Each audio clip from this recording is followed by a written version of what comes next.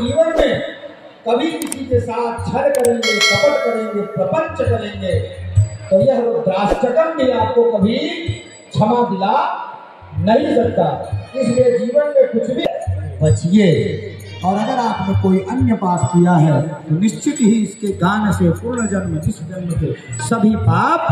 Cut जाते हैं।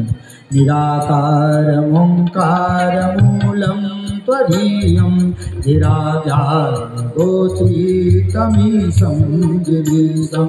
करालं महाकाल कालं कृपालं गुणागार संसार पारं नतोऽहं तुषाराद्रिशंकाशघोरं गभीरं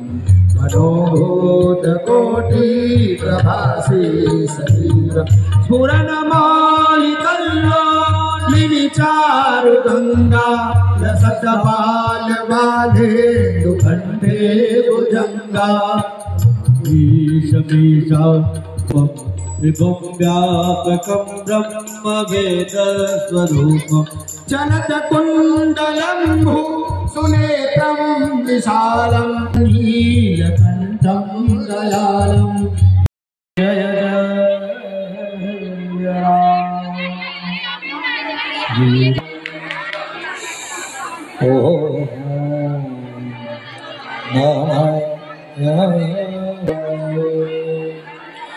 नमामि समीशान निर्वाणं वेदस्वरूपं निर्वाणरूपं व्यापकं ब्रह्मवेदस्वरूपं निजं निर्गुणं निर्विकल्पं निरीहं